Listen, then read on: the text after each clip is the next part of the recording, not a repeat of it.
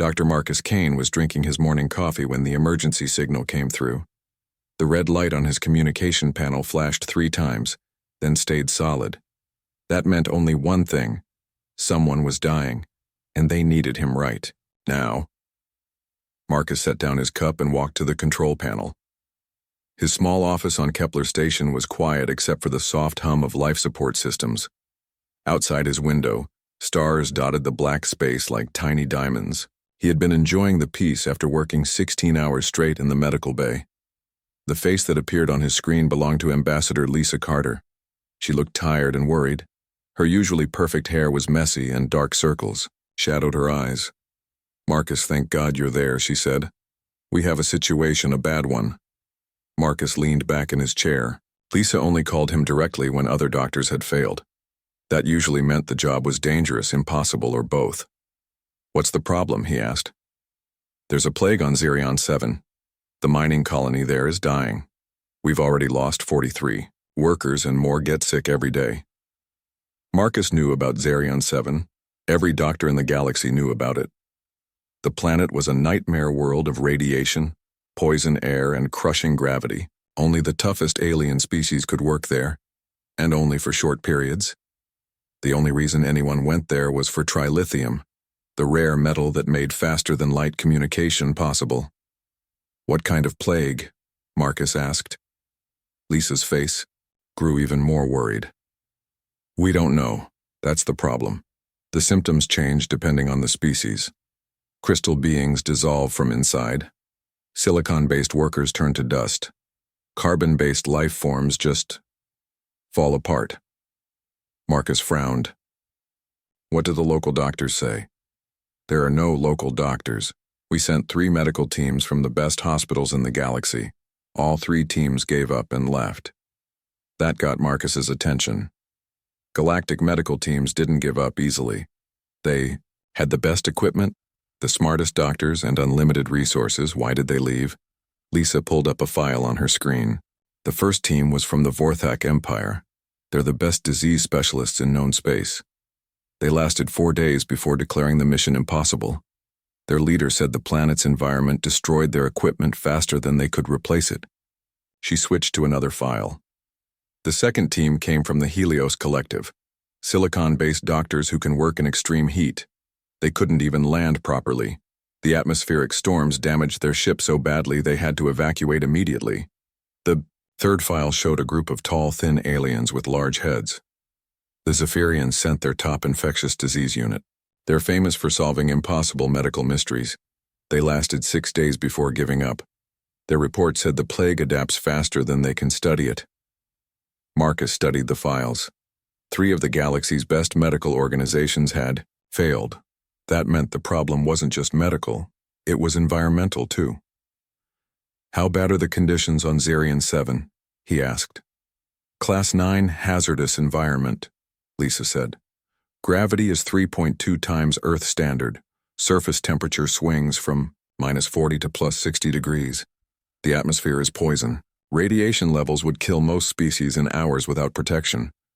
The ground is unstable, and there are predators that can dissolve metal with their spit." Marcus whistled softly. Class 9 was nearly the worst rating possible. Only Class 10 and above were considered completely uninhabitable. "And you want me to go there because—" Lisa looked directly at him through the screen. "Because you're from Earth, a Class 12 death world. You're the only doctor we know who might be able to work in those conditions long enough to find a cure." Marcus thought about that.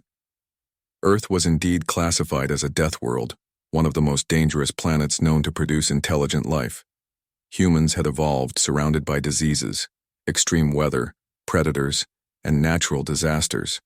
While other species developed medicine in safe, controlled environments, humans learned to treat patients during wars, earthquakes, and plagues. "What makes you think I can succeed where they failed?" "Because they failed for the wrong reasons," Lisa said.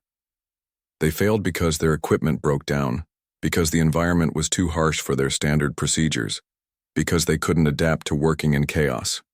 She leaned closer to her camera. "Marcus, I've read your file. You were a combat medic before becoming a doctor. You've performed surgery in war zones.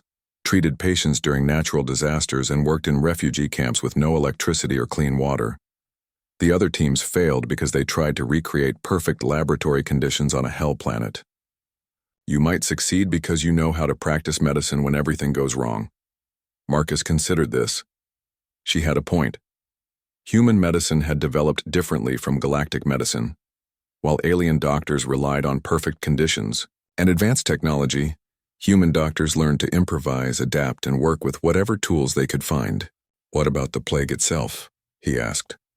Lisa's expression grew darker. That's the really strange part. It doesn't behave like any known disease. It seems to study each victim before attacking.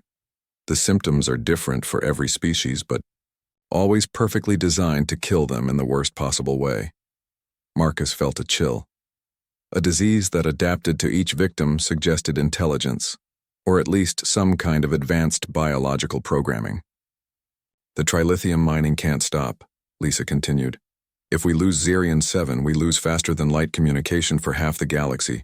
Trade routes will collapse. Governments will fall. We need that mine working. Marcus looked out his window, at the stars again.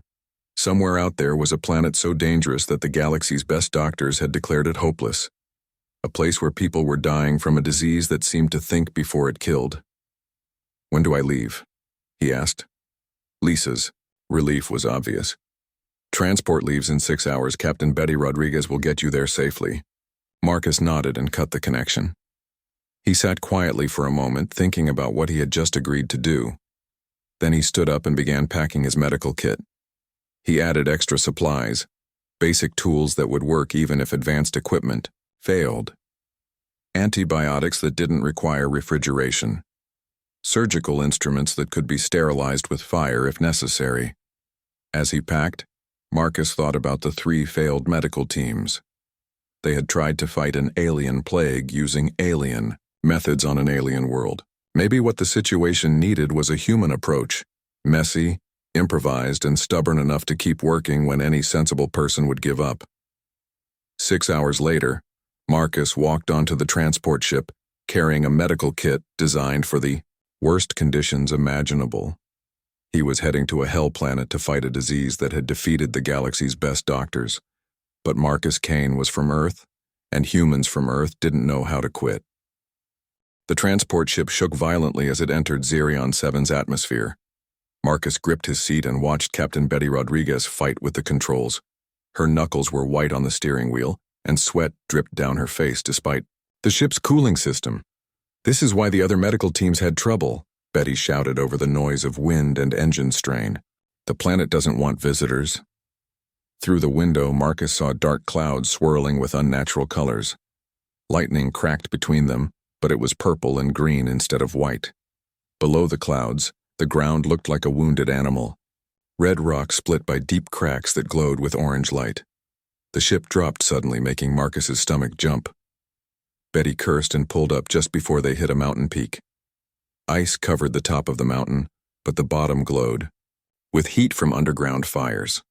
Temperature just jumped 30 degrees in 10 seconds, Betty said, reading her instruments. Now it's dropping again. This place is insane. Marcus checked his medical equipment. The cases were built to survive crashes, but he wondered if they would survive Xerion-7. Everything he had read about the planet suggested it destroyed technology just by existing. The landing was rough. The ship bounced 3 times before staying on the ground. Marcus felt his teeth rattle with each impact. Outside, he could see the mining colony, a collection of metal buildings connected by covered walkways. Everything looked worn down and patched with repairs. "Good luck, Doc," Betty said as Marcus gathered his gear. "I'll be back to pick you up in 2 weeks. Try not to die before then." Marcus stepped out of the ship and immediately felt the planet trying to kill him. The air was thick and tasted like metal. His skin tingled from radiation. The gravity pulled at him like invisible hands, making each step an effort. He was wearing a light environmental suit, but he could already feel it working hard to keep him alive. A figure approached from the colony buildings. It walked on 6 legs and had a shiny shell like a beetle. Its head was triangular with compound eyes that reflected the strange light from the sky. "Dr. Kane?" the figure said through a translation device. "I am Click 27, Colony Administrator. We are most grateful for your arrival." Marcus nodded. "How bad is the situation?" Click 27's shell twitched, which Marcus guessed meant nervousness. 40% of workers now infected. We lose 3 to 5 beings daily. Medical. Bay is full. We are running out of space for the sick. They walked toward the colony through air that made breathing feel like work. Marcus noticed that Click 27 moved slowly and stopped often to rest. Even the hardiest alien species struggled on this world. The colony's medical bay was chaos. Alien beings of different species lay on beds, couches, and even the floor. Some were crystal creatures that sparkled like broken glass. Others were made of what looked like living metal. A few were more familiar, carbon-based life forms that resembled animals Marcus might have seen on Earth, but with extra arms or strange colors. The previous medical teams worked here, Click 27 said, pointing to a sealed chamber. Very advanced equipment, very clean, very controlled. Marcus looked through the chamber's window. Inside was a perfect medical laboratory, with gleaming instruments and sterile white surfaces. It looked like something from the best hospitals in the galaxy. What happened to it? Sealed after equipment failures. The Vorthak doctors said dust contamination made sterile procedures impossible. The Helios team said radiation interfered with their scanners. The Zephyrian doctors said the temperature changes cracked their computer systems. Marcus examined the chamber more carefully. He could see a thin layer of red dust covering everything despite the air filters. Scorch marks on some equipment suggested power surges. The whole setup was designed for perfect conditions that simply didn't exist on Zirion 7. "Where can I work?" Marcus asked. Click 27 looked confused. "In the medical chamber, of course, once we repair the equipment and restore sterile conditions. That could take days. People are dying now." Marcus looked around the main medical bay. It was noisy, dirty, and crowded. The lighting flickered occasionally. Dust swirled in the air despite filters running at maximum. "I'll work here." "Here?" Click 27's shell twitched more rapidly. "But this area is not sterile. The environment is uncontrolled. Your equipment will be contaminated." Marcus opened his medical kit and began setting up portable instruments on a simple table. "My equipment was designed to work in contaminated environments. Human doctors learned long ago that perfect conditions are a luxury, not a requirement." He approached the nearest patient, a crystal being whose body was developing dark cracks. The creature's surface should have been clear like glass, but instead it looked cloudy and dull. "What are the symptoms?" Marcus asked. "Internal dissolution," Click 27 said. "The crystal matrix breaks down from within. Very painful, always fatal within 4 days of onset." Marcus examined the patient without the sophisticated scanners the other medical teams had relied on. Instead, he used his eyes, hands, and basic instruments. He looked at the pattern of the cracks, felt the temperature of different areas, and listened to the sounds the crystal body made when he tapped it gently. "Interesting," he said after several minutes. "What do you see?" "The cracks follow the natural grain of the crystal, but they start from specific points. Something is attacking the weakest parts of the structure first." Marcus moved to another patient, this one made of living metal. "And this one?" The metal being was developing patches of rust despite being a species that normally never corroded. Marcus noticed that the rust appeared first around areas where cybernetic implants connected to the natural body. He spent the next hour examining patients of different species. Each one showed unique symptoms, but Marcus began to see patterns that the previous medical teams had missed. The disease attacked each species differently, but it always targeted the points where natural biology met artificial technology. The other doctors studied each species separately, Marcus said to Click 27.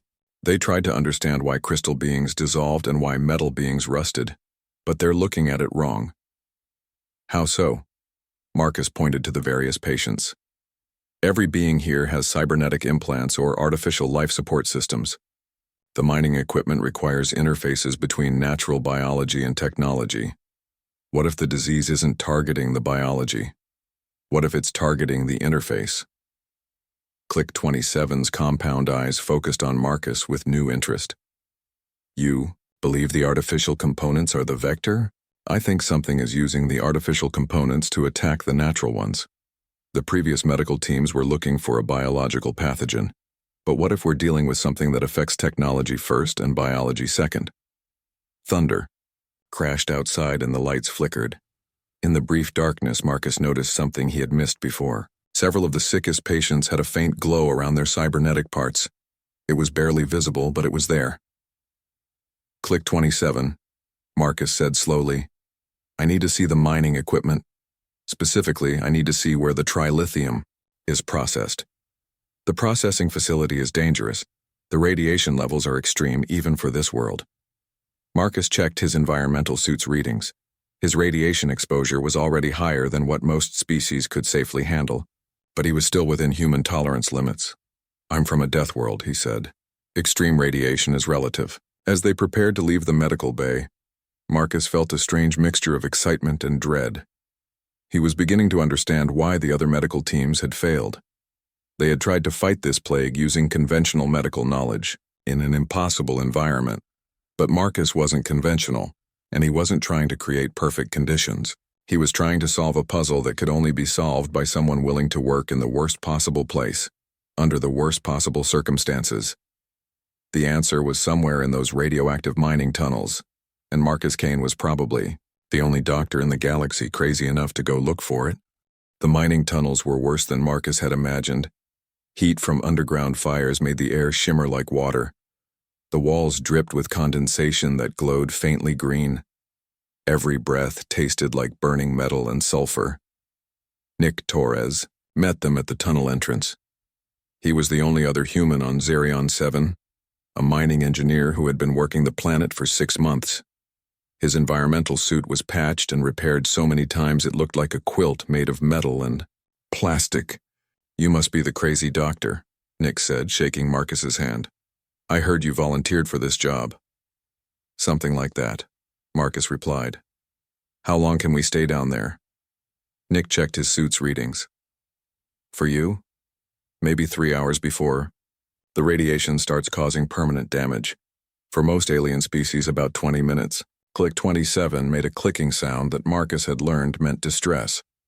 I cannot accompany you into the deep tunnels. My species cannot survive the conditions. Stay here, Marcus told the administrator. We'll be back. Nick led Marcus into the tunnels. The path sloped downward through rock that looked like it had been melted and reformed many times. Emergency lights cast strange shadows on the walls. The sound of mining equipment echoed from deeper passages. The sickest workers all came from the new excavation sites, Nick explained as they walked. The older tunnels don't seem to cause as many problems. They passed several mining robots working autonomously. The machines were built to withstand extreme conditions, but even they showed signs of damage.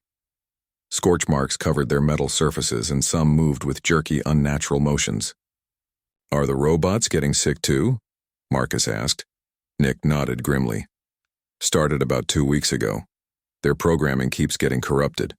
Some of them just stop working. Others start doing random things. Yesterday, one of them tried to dig through a support beam. Marcus stopped walking. The robots are malfunctioning at the same time the workers are getting sick? Yeah. The company thinks it's just the harsh environment. But I've been working in extreme conditions for 15 years. I've never seen anything like this. They reached the newest excavation site. The tunnel opened into a vast cavern filled with crystalline formations that sparkled like stars. Trilithium veins ran through the walls like frozen lightning. The beauty was breathtaking and terrifying at the same time. This is where it started, Nick said. The first workers got sick 3 days after we opened this chamber. Marcus approached the trilithium deposits carefully. His radiation detector was clicking rapidly, but the levels were still within human tolerance. He pulled out a sample container and scraped some crystal fragments from the wall. As soon as the fragments hit the container, they began to glow. The light was faint, but definitely there. Nick, look at this. Nick examined the glowing samples. I've never seen trilithium do that before. Marcus studied the crystals under a portable microscope. What he saw made his blood run cold. The crystal structure wasn't uniform like normal trilithium. Instead, it was filled with tiny, intricate patterns that looked almost like circuit boards. "These aren't just crystals," Marcus said quietly. "There's something else in here. Something organized." "What do you mean?" Marcus adjusted the microscope and showed Nick what he was seeing. The patterns in the crystal were definitely artificial, but they weren't made by any known technology. They were too complex, too organic, too alive. "I think we're looking at some kind of crystalline life form," Marcus said. "They live in the trilithium. Maybe they are the trilithium. When the mining equipment breaks them apart, they try to find new homes." Nick's face went pale. "New homes like cybernetic implants?" "Exactly. They're not trying to hurt anyone, they're just trying to survive.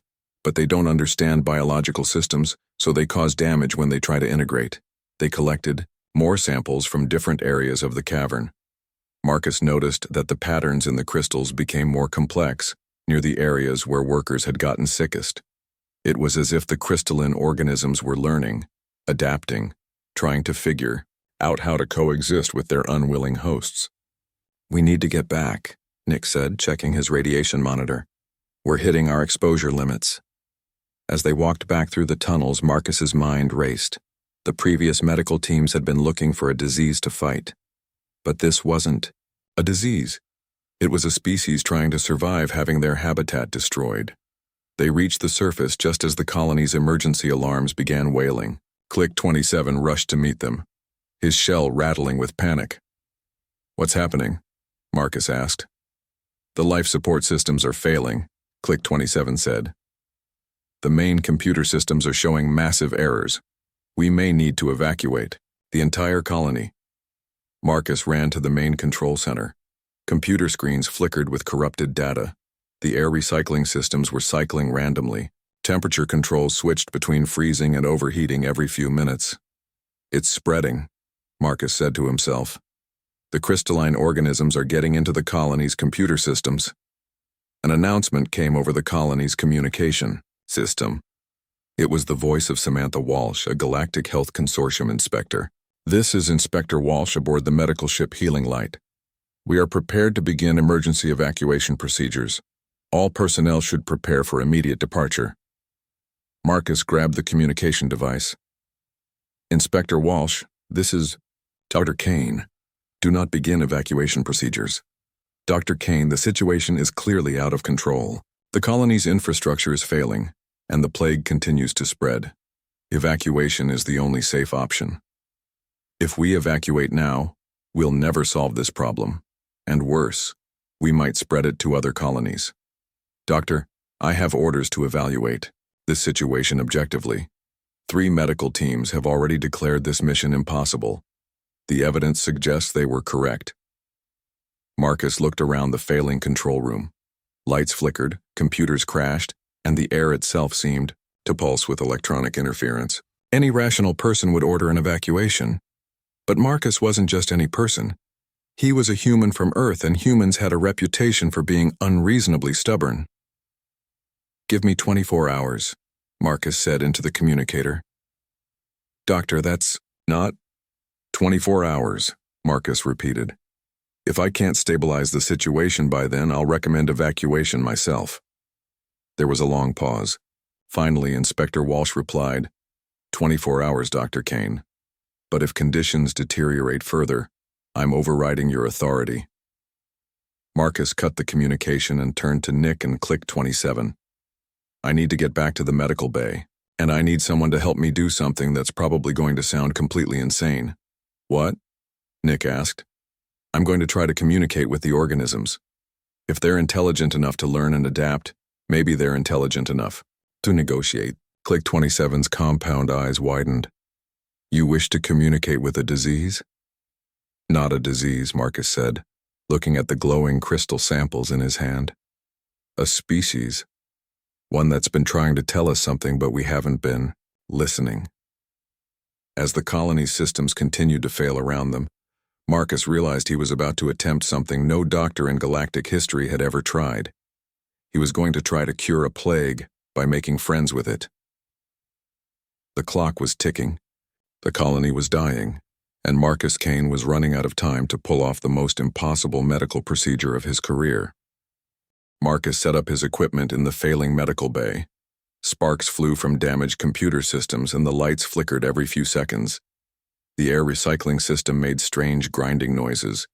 Most alien doctors would have demanded perfect conditions before attempting any serious medical work, but Marcus had learned to work in chaos. "You're really going to try to talk to these things?" Nick asked, watching Marcus prepare a sample of the crystalline organisms. "Not talk exactly," Marcus said, adjusting his portable scanner. "But they're clearly intelligent. They learn and adapt. They respond to different environments. Maybe they can understand what we need." Click 27 watched nervously from across the room. "Dr. Kane, if these organisms are truly intelligent, why have they not tried to communicate before?" Marcus looked at the crystal sample glowing softly in its container. "Maybe they have been trying. We just haven't been listening in the right way." He connected several pieces of equipment together in a way that would have horrified safety inspectors. A basic computer terminal linked to a signal generator, connected to an electromagnetic field detector, all running through a jury-rigged power supply that sparked occasionally. "What exactly are you doing?" Nick asked. "The organisms respond to electromagnetic fields from mining equipment and cybernetic implants. They seem to communicate through some kind of electrical pattern. I'm going to try to create a controlled, electromagnetic environment where we can interact safely." Marcus placed the crystal sample in the center of his improvised setup. Immediately, the organisms began to glow brighter. The pattern of light changed and shifted like a slow-motion fireworks display. "They're responding," Marcus said, monitoring the electromagnetic readings. "The light patterns match electromagnetic signatures. They're trying to communicate through energy fields." He adjusted the field generator, creating different frequencies and patterns. The organism's glow changed in response, becoming more complex and organized. "This is incredible," Nick whispered. "They're actually talking to you." Marcus spent an hour learning the basic patterns of communication. Certain electromagnetic frequencies made the organisms glow brighter, others made them dim. Some patterns seemed to indicate distress, others showed what might have been curiosity or confusion. "I think I understand the basic language," Marcus said finally. "Now comes the hard part." "Which is?" "I need to let them into my system so we can communicate directly." Nick grabbed Marcus's arm. "Are you insane? Those things are killing everyone they touch. They're killing everyone because they don't understand biological systems, but I'm going to teach them." Marcus looked at his friend seriously. "Nick, this is the only way. I need to show them how to coexist with biological life without causing damage." "And if you're wrong? If they kill you like they've killed everyone else?" Marcus was quiet for a moment. "Then Inspector Walsh evacuates the colony, and 43 people will have died for nothing. But if I'm right, we can save everyone and find a way for two species to coexist." Before Nick could stop him, Marcus removed his environmental suits, glove, and placed his bare hand on the crystal sample. The effect was immediate. Pain shot through his arm as the crystalline organisms flowed into his bloodstream. His vision blurred, and his heart rate spiked. The organisms spread through his body like liquid fire, interfacing with his nervous system and trying to connect with his cybernetic medical implants. "Marcus!" Nick shouted, reaching for him. "Don't touch me," Marcus gasped. "If this goes wrong, I don't want to infect you too." The organisms reached his brain, and suddenly Marcus could feel their confusion and fear. They were ancient beings who had lived peacefully in the trilithium crystals for thousands of years. The mining operation had shattered their world, forcing them to flee into the only available hosts, the workers' cybernetic systems. But they didn't understand organic life. To them, biological tissue was just another type of technology to be interfaced with. They had no idea that their attempts at integration were causing death and suffering. Marcus focused his mind and tried to show them images of how biological systems worked. He shared memories of medical procedures, of healing, of the delicate balance required to keep organic life functioning. The organisms responded with fascination and horror. They began to understand that they had been accidentally destroying the very beings they were trying to join with. "I can feel them learning," Marcus said through gritted teeth. "They're trying to modify their integration process." His body convulsed as the organisms experimented with different ways of interfacing. With his biology, some attempts caused excruciating pain, others felt almost pleasant. Gradually, they began to find methods that didn't damage his organic systems. "Your vital signs are stabilizing," Nick said, monitoring Marcus's medical readings. "Whatever they're doing, it's working." Hours passed. Marcus lay on a medical bed, his body serving as a laboratory where two completely different forms of life learned to coexist. The organisms mapped his nervous system, studied his immune response, and gradually developed new protocols for biological integration. "I think we did it," Marcus whispered finally. "They understand now. They know how to live with us without hurting us." He sat up slowly.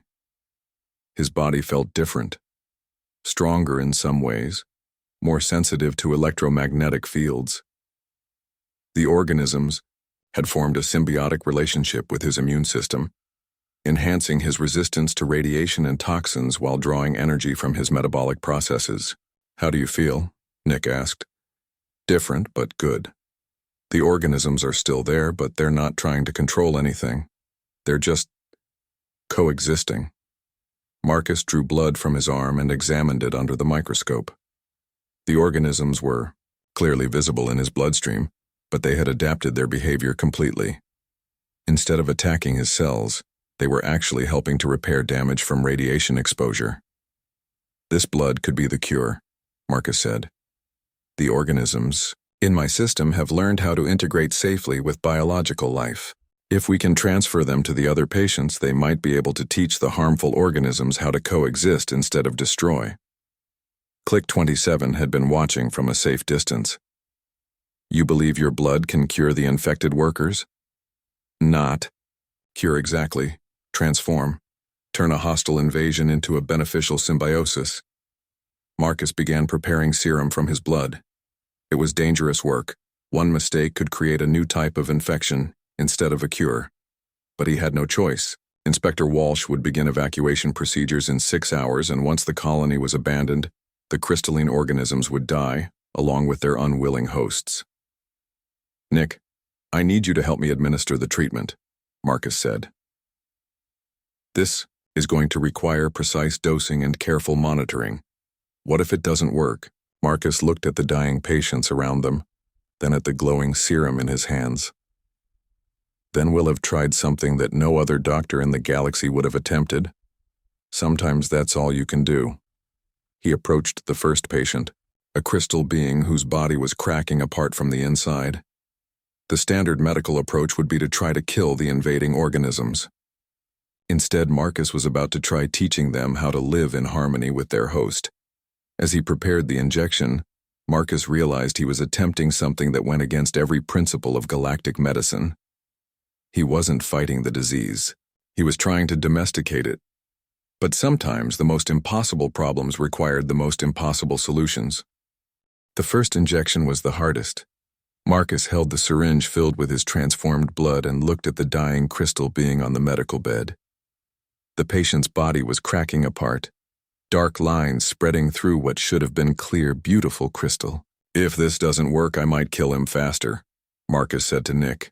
"And if you don't try, he dies anyway," Nick replied. "At least this way, he has a chance." Marcus injected the serum into the crystal being's main circulation point. For a moment, nothing happened. Then the dark cracks began to glow with soft blue light. The spreading damage slowed, then stopped completely. "It's working," Marcus breathed. Over the next hour, the crystal patient's condition improved dramatically. The cracks in his body began to seal themselves. His color returned to clear, healthy transparency. Most importantly, the crystalline organisms in Marcus's blood had successfully taught the harmful organisms how to coexist with their host. "One down," Marcus said, preparing the next dose. 37 to go. The treatment process was exhausting. Each patient required a different approach because each species had different biology. The metal-based workers needed stronger doses. The silicon-based patients required careful temperature control during injection. The carbon-based life forms responded quickly, but needed monitoring for allergic reactions. Marcus worked for 18 straight hours, moving from patient to patient. His enhanced physiology helped. The symbiotic organisms in his system gave him greater endurance and faster recovery from fatigue, but he was still human, and he was pushing his limits. "You need to rest," Nick said, as Marcus swayed on his feet. "Can't stop now," Marcus replied, preparing another dose. "Inspector Walsh will be here in 2 hours. If she sees patients still dying, she'll order the evacuation." As if summoned by her name, Inspector Walsh's voice came over the communication system. "Dr. Kane, this is Inspector Walsh. I'm monitoring the colony's vital systems from orbit. The computer malfunctions are getting worse. I may need to begin evacuation earlier than planned." Marcus grabbed the communicator. "Inspector, the treatment is working. I've successfully treated 26 patients. Their conditions are stable and improving. Doctor, even if you can cure the infected workers, the colony's infrastructure is still failing. The computer systems are completely corrupted." Marcus looked around the medical bay. The lights were flickering more frequently now, and several computer terminals had gone completely dark. The crystalline organisms had spread throughout the colony's electronic systems, and they were still following their old destructive patterns. "I have an idea," Marcus said to Nick. "But it's going to require me to interface directly with the colony's main computer system." "That's suicide. The electromagnetic interference would overload your nervous system." Marcus checked his blood under the microscope. The organisms in his system were thriving, constantly adapting and learning. "Maybe not. The organisms have enhanced my resistance to electromagnetic fields. I might be able to survive long enough to teach the ones in the computer system how to coexist with technology instead of destroying it." Before Nick could object, Marcus was already heading toward the colony's main computer center. The room was a disaster. Sparks flew from damaged circuits, screens showed nothing but static, and the air hummed with dangerous electrical energy. Marcus placed his hands on the main computer terminal. Pain shot through his body as massive electromagnetic fields coursed through his nervous system. But the organisms in his bloodstream absorbed much of the energy, protecting his organic systems from damage. Through the connection, Marcus could feel the confused terror of the organisms trapped in the computer systems. They were trying to find stability in an environment they didn't understand, accidentally destroying the very systems they were trying to inhabit. Marcus shared his memories of the successful biological integration, showing the computer-bound organisms how to modify their behavior. It was like teaching a child how to be gentle. The organisms weren't malicious, just ignorant of their own strength. Gradually, the computer systems began to stabilize. Screens stopped flickering. Error messages disappeared. The air recycling system resumed normal operation. The organisms were learning to enhance the technology instead of destroying it. "Marcus, the colony systems are coming back online," Nick reported over the communicator. "Whatever you're doing, it's working." Marcus maintained the connection for another hour, teaching and guiding until he was confident the organisms understood their new role. When he finally disconnected, he collapsed to the floor, exhausted but victorious. Inspector Walsh arrived 6 hours later to find a functioning colony with healthy workers and stable computer systems. She walked through the medical bay, examining patients who had been dying the day before and were now recovering rapidly. "This is impossible," she said to Marcus. "According to the reports, these patients were terminal." "They weren't sick," Marcus explained. "They were just incompatible with their unwanted guests. Once we established compatibility, both species began to thrive. And the computer systems? Same principle. The organisms are now enhancing the technology instead of destroying it. The mining equipment is actually running more efficiently than before." Inspector Walsh shook her head in amazement. "Dr. Kane, what you've accomplished here defies every principle of galactic medicine. You've turned a plague into a symbiotic relationship." "That's the human way," Marcus said with a tired, Smile. When something seems impossible, we try a different approach. 3 months later, Marcus stood in his new office at the Zarian 7 Medical Research Station. Through his window, he could see the mining operation running smoothly. Workers from dozens of species labored alongside humans, all benefiting from controlled symbiotic relationships with the crystalline organisms. His assistant, Dr. Carmen Silva, entered with a new report. Marcus, we're getting requests from 12 other mining colonies. They're all reporting similar problems with crystalline life forms. Marcus looked at the requests. Dangerous worlds with hostile environments where conventional medicine had failed. Planets where only someone crazy enough to work in impossible conditions might succeed. Book me passage to the worst one first, Marcus said. The worst one is Inferno 9. Class 10 hazardous environment.